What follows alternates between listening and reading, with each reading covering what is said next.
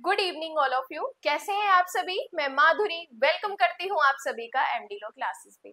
ये अपनी जो बीएनएस की सीरीज कंटिन्यू चल रही है, आज अपने सेक्शन 70 पर पहुंच चुके हैं। आज हम एक ही सेक्शन करेंगे, सेक्शन 70। देखो, ये सेक्शन 70 हमारे लिए प्री, मेंस और इंटरव्यू तीनों के लिए इंपॉर्टेंट है। ये सेक्शन हमें ये बताता है कि अगर कोई एक से अधिक पर्सन मिलकर किसी महिला के साथ रेप करते हैं तो वो गैंग रेप की कैटेगरी में आता है। प्लस इस सेक्शन में हमें ये डिफाइन कर दिया कि अगर 18 साल से कम की लड़की के साथ गैंग रेप होता है तो पनिशमेंट वाइड दी जाएगी।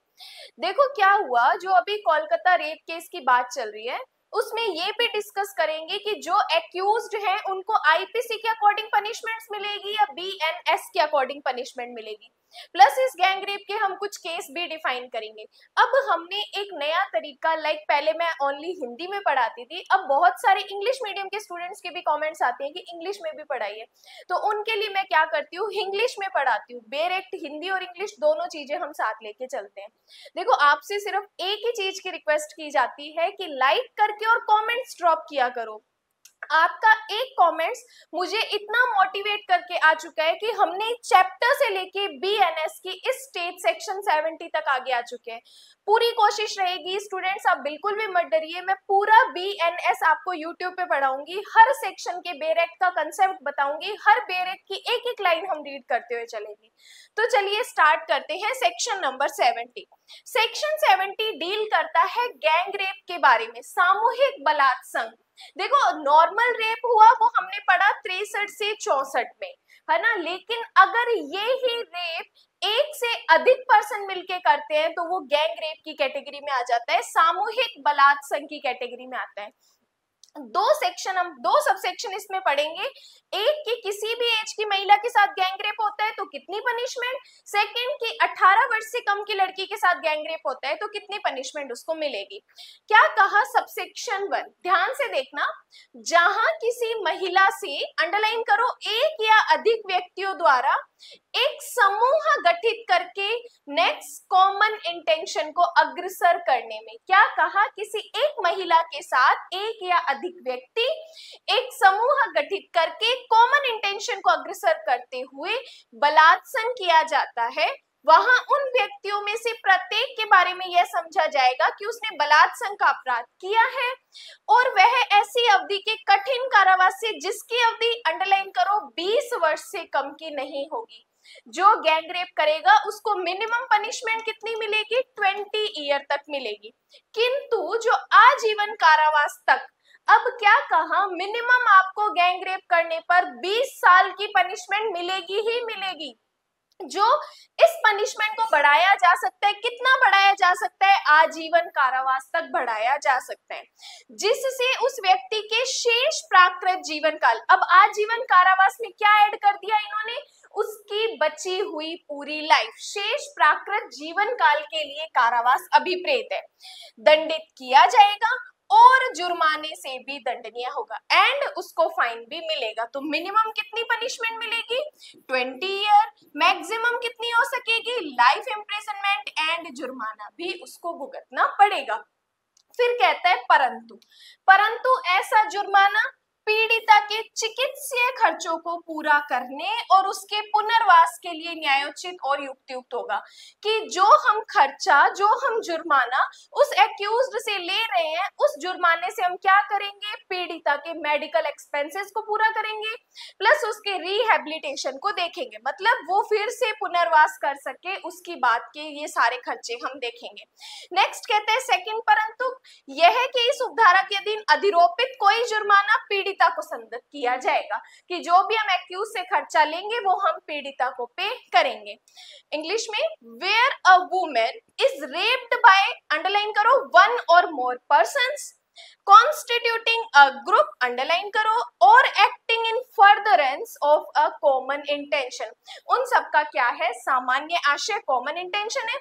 Each of those persons shall be deemed to have committed the offense of rape and shall be punished with rigorous imprisonment for a term which shall not be less than 20 year, कितना, 20 year तो उसको मिलेगा, but which में extend to imprisonment for life, और इसको कितना बढ़ा सकते हैं, लाइफ इम्प्रिजनमेंट तक, which shall mean imprisonment for remainder of that person's natural life। जितनी भी उसकी नेचुरल लाइफ आगे की बची है वो सारी उसको जेल में निकालनी पड़ेगी, एंड विद फाइन, और उसको जुर्माना भी देना पड़ेगा।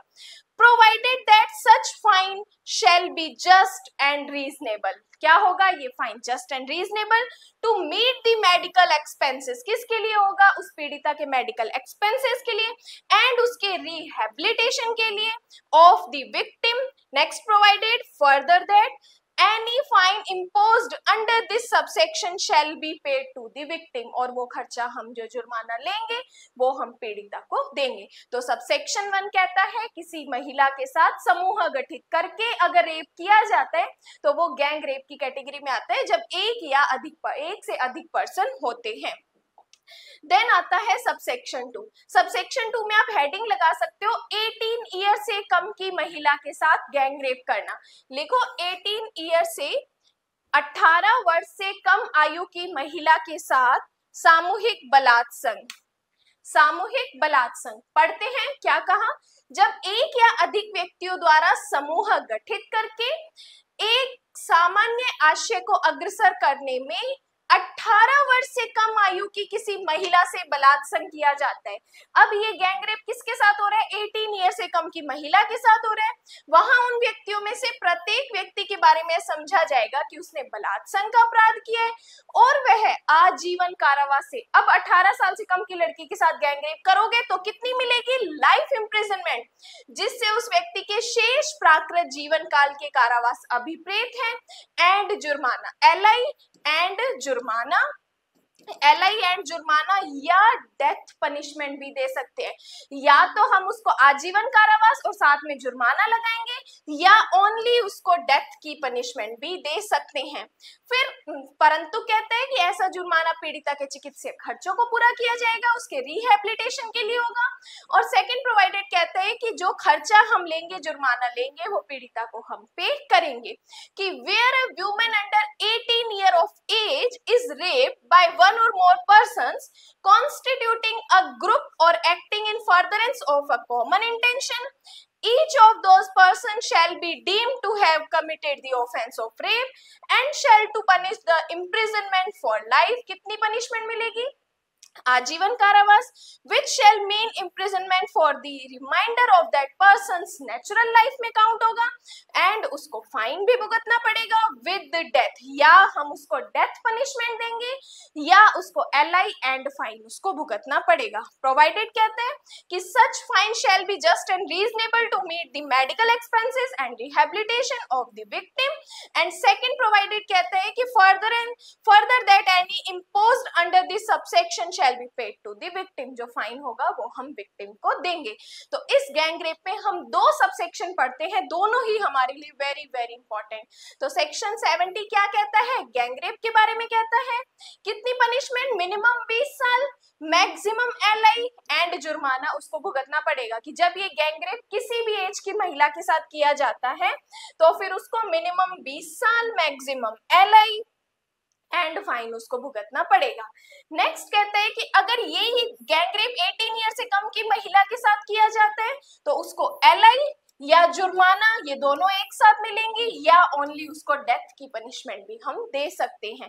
तो ये गैंग रेप के दोनों subsections very very very important. अब बात करते हैं कि केस लॉस के बारे में। देखो पहला केस नोट करो, मोहम्मद हारून वर्सेस भारत संघ। मोहम्मद हारून वर्सेस भारत संघ 2014 सुप्रीम कोर्ट का केस है। इस केस में ये क्लियर किया कि जो अन्वेषण जांच ब्यूरो होता है उसके द्वारा जो जांच है वो अपवादिक मामलों की स्थिति में ही करवाई जानी चाहिए। जब हमारे राइट्स पर या जस्टिस पर इफेक्ट पड़ता हो, जब हमारे राइट्स पर, अधिकारों पर और न्याय पर इफेक्ट पड़ता है, तब हमें जांच किससे करवानी चाहिए? अन्वेषण जांच ब्यूरो से करवानी चाहिए।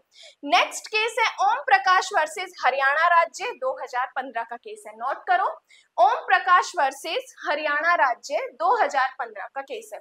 इसमें कहा कि बलात्संग के अपराध में अगर अबैटमेंट किया जाता है कि किसी पर्सन को उकसाया जाता है या वो पर्सन हेल्प करता है रेप करने में, तो अबैटमेंट को भी दोषी ठहराना, उस जिसने अबैटमेंट किया है, जो दुष्प्रेरक है, अबैटर है, उसको भी दोषी ठहराना उचित होगा। भले ही इसके लिए स्पेशल प्रोविजन नहीं बने हुए हैं, तो हम अबैटमेंट में से जो मेन उसकी पनिशमेंट है उस ऑफेंस की, वो उसको मिलती है, क्योंकि अबैटमेंट यही तो कहते हैं।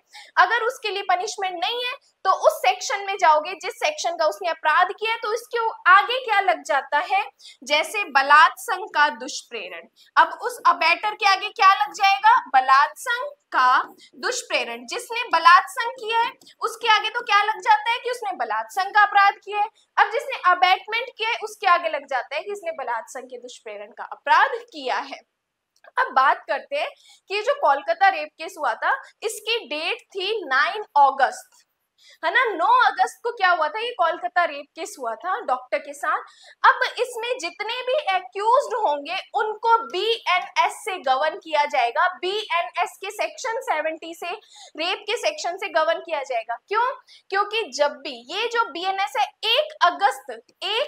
1 जुलाई 2024 से ये एग्जिस्टेंस में आ गया था।